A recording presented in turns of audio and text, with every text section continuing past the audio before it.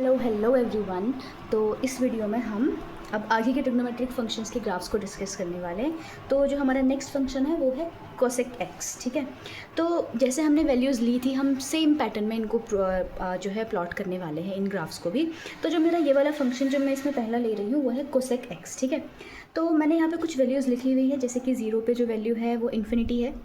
Infinity को basically हम मानते हैं कि नॉट डिफाइंड है। ठीक है, डिफाइन नहीं कर सकते बिकॉज इन्फिनिटी इन एक्चुअल कहाँ है इन्फिनिटी, हमें पता थोड़ी ना है कहाँ है। ठीक है, तो इन्फिनिटी की तरफ जा रहा है, हम ऐसा मान लेते हैं। ठीक है, पाई/2 पे वैल्यू 1, पाई पे अगेन इन्फिनिटी, 3π/2 पे -1 और 2π पे इन्फिनिटी। इन्फिनिटी मीन्स इन्फिनिटी की तरफ जा रहा है, हम ये मान ले रहे हैं। ठीक है, तो चलिए हम इसको प्लॉट करते हैं। जब मैं 0 पे रख रही हूँ तो ये इन्फिनिटी की तरफ जा रहा है, लेकिन यहाँ पे 0 पे कभी ये वैल्यू लेगा नहीं, तो हम मान लेते हैं कि कहीं यहाँ से जो है फंक्शन ऐसे आ रहा होगा। ठीक है, ओके, हम यहाँ पर कहीं 1 मान लेते हैं और उधर -1 भी मान लेते हैं। अच्छा, तो नेक्स्ट वैल्यू जो है वो मेरी पाई/2 है।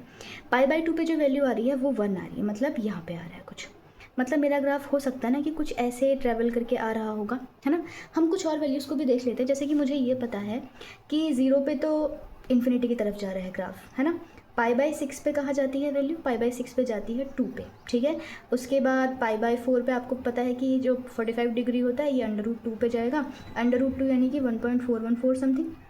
ठीक है, पाई/3 पे वैल्यू कहाँ को जाती है, पाई/3 पे जो वैल्यू जाती है वो आ जाती है 2/√3, या फिर इसको हम लिखते हैं 1.55 के समथिंग, लगभग इतना। ठीक है, तो अगर अब मैं इन वैल्यूज़ को यहाँ प्लॉट करने की कोशिश करती हूँ तो ये अगर मेरा पाई/2 है तो इधर कहीं पाई/4 होगा ना, यहाँ कहीं क्या होगा पाई/6, और यहाँ कहीं क्या होगा पाई/3। हम इतना मान लेते हैं, ये मेरा पाई/4 है। ठीक है, चलिए अब हम इसको प्लॉट करने की कोशिश करते हैं। तो पाई/6 जो है वो मेरा 2 है, पाई/6 मेरा यहाँ कहीं होगा, तो 2 लगभग इधर कहीं मान सकते हैं हम, इधर कहीं मेरा 2 लग आ रहा होगा इधर।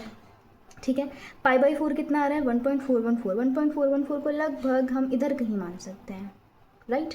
फिर पाई/6 नहीं, पाई/3 पे जो वैल्यू 1.55 के लगभग है, लगभग इधर कहीं हम मान सकते हैं कि यहीं कहीं आ रही होगी, ये ऊपर नीचे हो रही है थोड़ी सी वैल्यूज़, मुझे ऐसा लग रहा है। 1.414 को लगभग लगा हम मान लेते हैं कि 1.5 के आसपास की वैल्यूज़। तो आप अगर ग्राफ को देखेंगे अच्छे से तो ये मेरा ग्राफ जो जा रहा है वो कुछ ऐसे जा रहा है ना, कैसे, लगभग ऐसा, मतलब 1 को टच करते हुए जा रहा है। फिर इसके आगे की जो वैल्यूज़ होती है ना, इन पे भी ये ग्राफ क्या करता है, पाई पे तो फिर वही सेम बात है क्योंकि कोसेक का फंक्शन है, और साइन कोसेक यानी कि हम इसको क्या लिख सकते हैं 1/sin x लिख सकते हैं। साइन 0 कब होता है, साइन 0 होता है n पाई, यानी कि पाई के इंटीग्रल मल्टीपल्स पे, तो यहाँ तो फिर उसने वही हो जाना है। ठीक है, तो इन्फिनिटी की तरफ जाना है, तो हम क्या करते हैं इस ग्राफ को कुछ यहाँ से जो वैल्यूज़ आप प्लॉट करेंगे बाकी की तो वो भी वैसे ही आती हैं। तो अगर मैं इसको पहले एक काम करती हूँ, मैं यहाँ इसको थोड़ा हल्का डॉटेड लाइन से ज्वाइन कर देती हूँ ताकि समझने में हमें आसानी हो जाए। ठीक है, तो ये वैल्यू जाएगी मेरी कुछ, ये जो ग्राफ जाएगा वो मेरा जाएगा कुछ ऐसा। ठीक है, तो इस तरीके से कोसेक का ग्राफ बनता है। अच्छा, अब अगर मैं बाकी की वैल्यूज़ को भी प्लॉट करना चाहूँ, मैं थोड़ा इधर साइड को चलती हूँ। पाई तक का तो हमने देख लिया कि इन्फिनिटी पे जा रहा था। अब 3π/2 पे वैल्यू कहाँ जा रही है, -1 पे। ठीक है, और 2π पे फिर वैल्यू कहाँ चली जाएगी, जब हम 2π पे बात करेंगे तो फिर इन्फिनिटी की तरफ हो जाएगा। पाई से ऑलरेडी कहाँ से आया था, ये माइनस इन्फिनिटी से होता हुआ आएगा पाई से ऐसे जा करके ये कुछ ऐसे जाएगा, फिर 2π पे जो वैल्यू होगी वो अगेन हम इसको टच नहीं करेगा, हाँ ये ग्राफ, क्योंकि 2π पे वैल्यू अनडिफाइंड, ये जो फंक्शन है वो अनडिफाइंड हो जाता है, तो ये ग्राफ जो मेरा बनेगा वो ऐसा बनेगा। अब अगर आप देखेंगे तो मेरा यहाँ पे 0 से पाई और पाई से 2π, ये मेरा पूरा ग्राफ बना हुआ है। हम इधर साइड भी कोशिश करते हैं कि यहाँ भी हम थोड़ा बना लें ताकि हमें ग्राफ पर थोड़ी सी अच्छी अंडरस्टैंडिंग हो जाए। तो चलिए कोशिश करते हैं, ये हमने पहले हल्की डॉटेड लाइंस बना ली ताकि हमें ज़्यादा अच्छे से समझ में आ पाए। ठीक है, ओके, तो क्योंकि कोसेक है तो सेम ही वैल्यूज़ वहाँ पर भी जाएंगी हमारी, जैसे उधर आ रही थी। तो जैसे हमारा साइन में होता था ना, साइन में जो ग्राफ यहाँ बनता था उसका उल्टा फिर इधर साइड बनता था, क्योंकि साइन जो है वो मेरा क्या है एक ऑड फंक्शन है, तो यहाँ उल्टी वैल्यूज़ हो जाती हैं। ठीक है, तो मतलब जहाँ पे भी नेगेटिव आएगा वहाँ पॉजिटिव हो जाएगा, जहाँ पॉजिटिव वैल्यू आएगी वहाँ नेगेटिव हो जाएंगे। ठीक है, तो अगर पाई/2 पे +1 था तो -पाई/2 पे वैल्यू कहाँ चली जाएगी, -1 पे जाएगी ना। बाकी ये तो फिर वही चलने वाला है कुछ ऐसा। ठीक है, ये ग्राफ मेरा बना ऐसा, ओके। और वैसे ही फिर सोचिए 3π/2 पे अगर -1 था तो इस पे कितना जाएगा, +1 जाएगा। बाकी पाई और -2π इसके मल्टीपल्स पे तो वैसे ही डिफाइन नहीं हो पाता फंक्शन। ठीक है, तो ये जो वैल्यू आ रही होगी कुछ इन्फिनिटी से होते हुए वापस से वहीं को जा रही होगी वैल्यूज़। ठीक है। तो ये मेरा हुआ कोसेक एक्स का ग्राफ। अब अगर आप इसको नोटिस करें, इसका पीरियड ढूंढने की अगर हम कोशिश करते हैं तो यहाँ से यहाँ देखिए -2 पाई से 0 पे क्या हो रहा है, -2 पाई से पाई, ये लेंथ कितनी हुई पाई, फिर पाई से 0, ये लेंथ फिर से पाई, फिर ये टोटल लेंथ कितनी हो गई 2 पाई। फिर यहाँ देखिए यही चीज़, जो चीज़ यहाँ हुई है वही चीज़ रिपीट हुई है ना। फिर मैं आगे और करना चाहूँगी, इस ग्राफ को और बढ़ाऊँगी तो ये फिर से रिपीट ही होगा और कुछ नहीं होगा। तो हम देख पा रहे हैं कि ये जो ग्राफ है अपने आप को 2 पाई के इंटरवल में रिपीट कर रहा है। तो इसका मतलब क्या हुआ, जो कोसेक एक्स का जो ग्राफ होता है उसका जो इंटरवल होगा वो 2 पाई होगा। ठीक है, तो ये हुआ हमारा कोसेक एक्स का ग्राफ। तो चलिए अब हम नेक्स्ट ग्राफ देखते हैं। नेक्स्ट ग्राफ जो हमने सीखना है वो सीखना है कॉट एक्स का। कॉट एक्स किसका इन्वर्स होता है, कॉट एक्स मतलब किसका रेसिप्रोकल होता है, 10 का। 10 का रेसिप्रोकल करते हैं तो कॉट एक्स आ जाता है ना। अच्छा, तो कॉट एक्स के लिए हमारे पास जो वैल्यूज़ हैं, 0 पे जो है इन्फानाइट जा रहा है, तो 0 पे इन्फानाइट, फिर वही बात, जब यहाँ मेरा 0 होगा, इन्फानाइट जाना मतलब कहीं ग्राफ ऐसे चल के आ रहा होगा, ठीक है, कहीं से आ रहा होगा। फिर π/2 पे वैल्यू क्या हो जानी है, 0। ओके, पाई पे फिर क्या हो रही है, -∞ की तरफ। फिर ये जो ग्राफ जाएगा ना -∞ की तरफ जाएगा, ठीक है, उस तरफ, वहाँ पे -∞ पे पूरा पहुँच नहीं रहा है, बस -∞ की तरफ जाएगा। तो अब हम इस ग्राफ को अगर प्लॉट करते हैं तो ये कैसा प्लॉट होगा, यहाँ से लेकर के, सॉरी ये मार्कर ही चल नहीं रहा, जस्ट अ मिनट, ठीक है। तो जैसे ये ग्राफ यहाँ से चलते हुए आ रहा था ना, +∞ से जा रहा था, फिर ये वैल्यू कहाँ को जा रही है, 0 को जा रही है, कुछ ऐसे टच करके, फिर यहाँ से जब ये टर्न लेकर के ऐसे जाता है, जैसे हमने 10 का ग्राफ पढ़ा हुआ था, 10 का ग्राफ कैसे जा रहा था, कुछ ऐसे देखा था ना। और वैसे ही जो होगा कॉट का, उसका रिवर्स हो जा रहा है, उसका उल्टा हो जा रहा है, जो ऐसे था अब वो ऐसे हो गया है, ठीक है।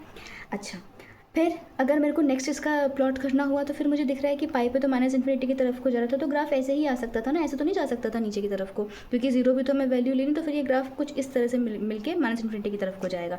तो ये 3 वैल्यूज़ हमने प्लॉट कर ली। अब 3π/2 पे देखिए, 3π/2 पे वैल्यू फिर से 0 आ रही है।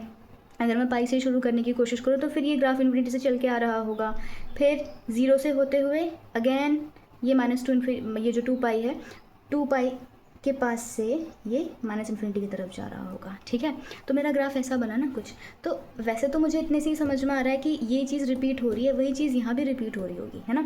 तो यहाँ से अगर हम देखना चाहें तो हमें पता चल रहा है कि जो इसका पीरियड होगा वो कहाँ से कहाँ तक गया, जो इंटरवल है वो 0 से पाई गया ना, तो यहाँ से यहाँ तक की जो लेंथ है वो कितनी आई है, पाई। इसका मतलब ये जो ग्राफ प्लॉट हुआ है कॉट एक्स का, इसका जो पीरियड होता है वो क्या होता है, पाई। तो ये हमारे पास ये जो ग्राफ है ये है कॉट एक्स का, ठीक है, जो कि 10 का रेसिप्रोकल हो जाता है, ठीक है। तो अब हम नेक्स्ट ग्राफ पे चलते हैं जो कि है अच्छा, एक चीज़ हम और डिस्कस कर सकते हैं यहाँ पे, एक चीज़ और, इसकी जो डोमेन होगी ना कॉट एक्स की, तो वो आपको पता चल रहा है क्या होगी, कहाँ पर हम नहीं ले रहे हैं पाई, 2 पाई, है ना। कॉट एक्स को हम क्या लिख सकते हैं, वैसे कॉट एक्स को हम लिख सकते हैं cos x upon sin x। तो 0, ये 0 नहीं होना चाहिए ना, हमें इसका ध्यान रखना है, sin x 0 नहीं होना चाहिए। sin x 0 कब होता है, n पाई पर, ठीक है।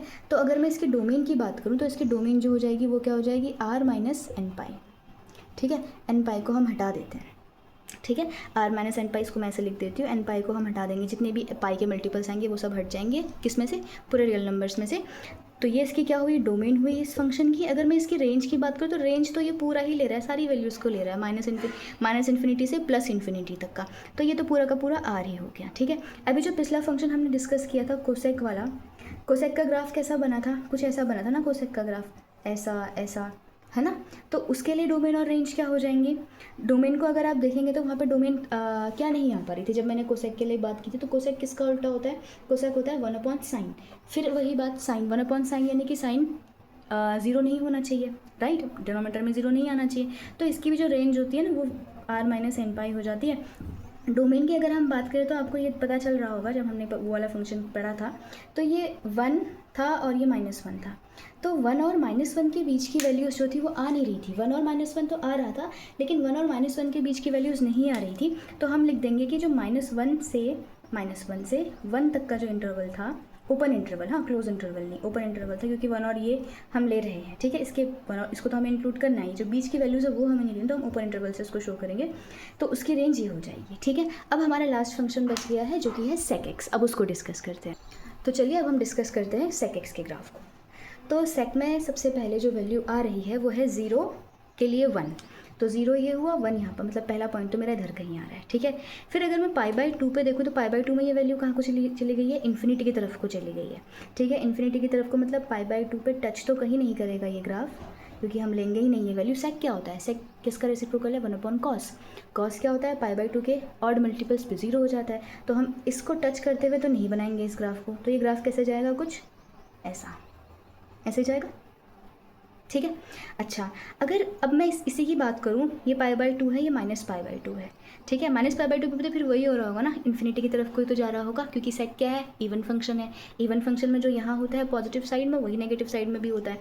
तो यहाँ पर भी टच तो ये नहीं करेगा क्योंकि इन्फिनिटी की तरफ जा रहा है, ठीक है। तो इसको हम ऐसे दिखाएंगे, ठीक है। थोड़ी सी वेव अच्छी नहीं बनी है मुझसे, इसको थोड़ा ठीक से बनाइए, ऐसे करके बनाइएगा जब आप बनाएं।